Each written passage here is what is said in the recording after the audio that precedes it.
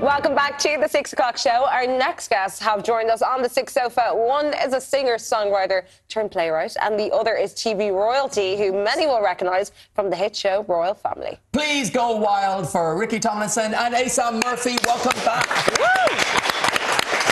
How are we? It's great to have you back on the couch with us There's again. always such excitement when Ricky's with us. Everyone gets a bit giddy. I know. and Asa, of course, Of course. I understand. I get giddy. You get it. I am grand with them. That's why you're so happy. And we know now you're treating us to a little something at the very end of the show. We won't spill the beans just yet, but take us back, guys. How did you first get in the entertainment business? I'll start with you, Ricky. I don't know, just necessity. Yeah. I was blackballed and I couldn't get work. Yeah. I played half a dozen chords on the banjo, learnt a couple of gags, went round the pubs, the clubs, and anywhere at all. Yeah.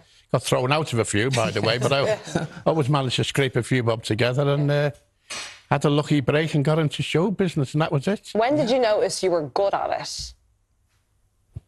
When I said to Robert De Niro, "Are you in show business?" I didn't recognise him. Oh, God. Let me ask you, Asa, what about you? How did you get involved in all of this? Well, I'm from a big sort of Anglo-Irish family. Yeah. My family from Liverpool, but also in Cork as well. Some of them are still there.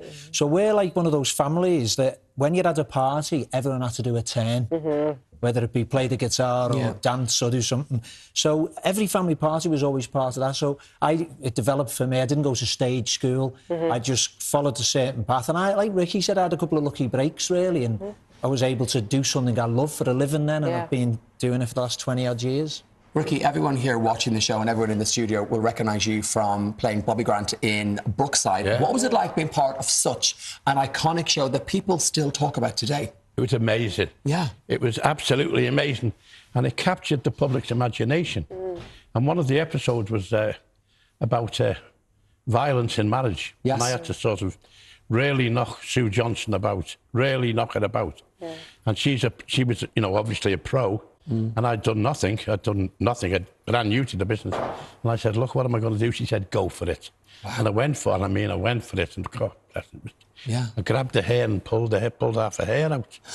Wow. So when it was over, the fan mail I got was horrendous. Of course. And what one woman wrote in and she said, you're nothing but a bully. Nothing but a bully the way you treat your wife. And she said, and by the way, while we're at this, you've got the biggest, squarest head on television. Wow. I think fan mail was a different story back then. Yeah, but also they believed it. They thought it was real. Yeah, that's how real it was. It was a storyline. Absolutely. Yeah. And as I say, recently, we've done really well. Earlier in the year, me and Sue won the RCS Award for the best documentary. Amazing. And so they took us to various places where we'd been. And they took us to a place in Coventry where Sue first went on the stage. And they said to her, what was it like when you went on that stage as a young girl? You'd never done anything. She said, when I went on that stage and performed, she said, I knew I wanted to be an actress for the rest of my life. Wow. And they said, what about you, Rick? Does this theatre mean anything to you? And I said, yeah. I said, this is where I had my greatest ever role. She said, your greatest ever role, what was it? I said, it was a sausage roll from Greg's over the road. Because I'd never been on the stage before. Well, of course, after that, you, of course, became a TV icon with your role as Jim in The Royal Family. What do you remember most about that time? What I remember most is how I got the part. Yeah. How did you get the part? My wife is from Bootle in Liverpool. Now, you can always tell a girl from Bootle, but you can't tell her a lot. So I'm with Rita at this too. And in real life, she's a social worker, you know, social worker manager. And she said, will you go and get me a little bit of buffet, you know? So I went to get her a ham sandwich and stuff like that. And I bumped into this young girl in front of me, not looking where I was going, and I knocked her flying. And she turned around and she went, oh. She said, you're my dad, aren't you? And I went back to Rita, my wife, and said, there's a girl out there. I said, God love her. I said, she's got mental health problems. But it was Caroline O'Hare.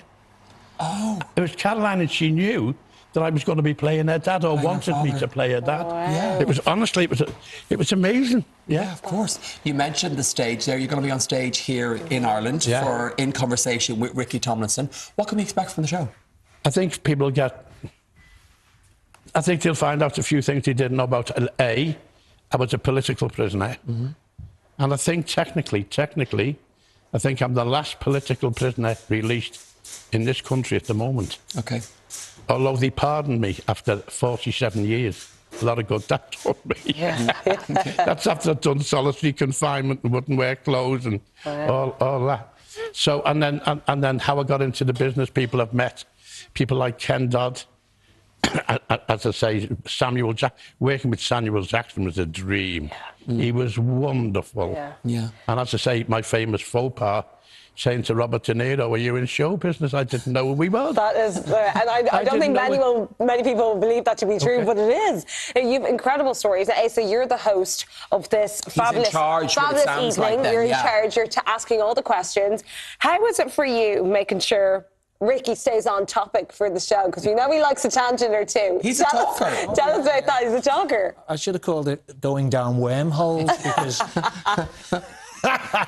trying to keep him on track. I'll tell you a quick funny story. We had behind us a big screen at first, and the pictures would correlate with the stories. But I very quickly realised this was a complete waste of time because I'd have a picture up of Caroline Aherne and he'd be talking about being in prison. So I was like, this is not the plan. So I said, scrap that. Because what we do now is we go everywhere and we also ask the audience to ask questions. That's the part I like, asking the audience. That's the nice part because it can go anywhere. As the host, you know, you're the man in charge. You've got to hold it all together.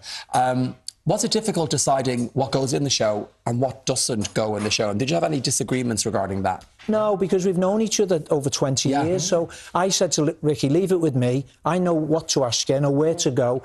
The importance of an evening with Ricky Tomlinson is for people to see that the character of Jim Royle and Mike Bassett and everything else, there was a life before that.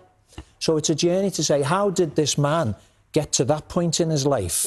What made him up to be what he is? What battles has he had, etc.? So that's the beauty of it. We get to hear a lot more about Ricky Tomlinson. Yeah, and speaking of the audience, it's going to be quite inspiring for them as well, just hearing your story, hearing your journey.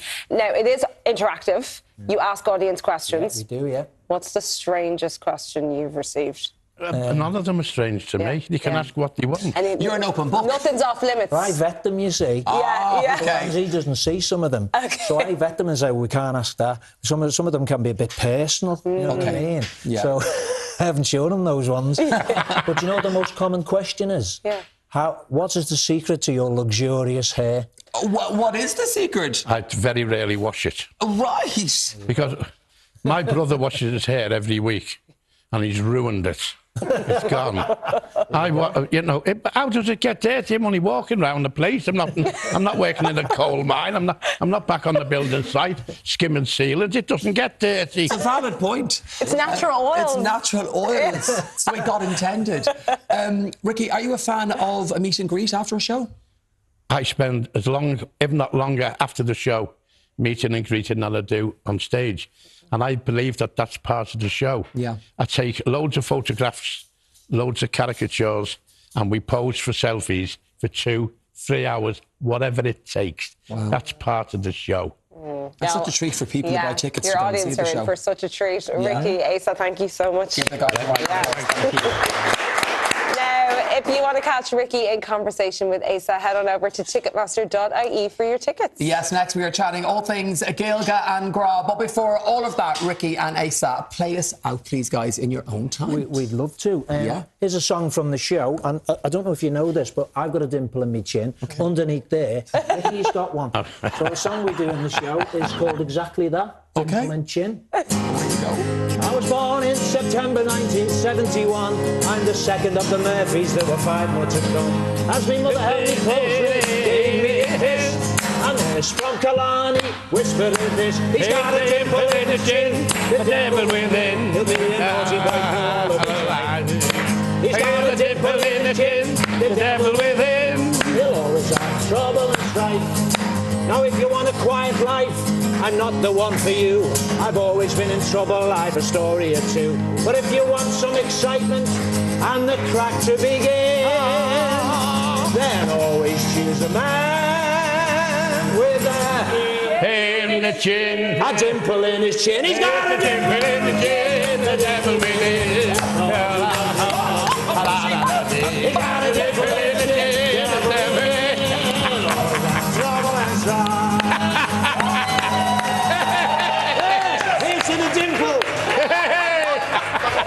Well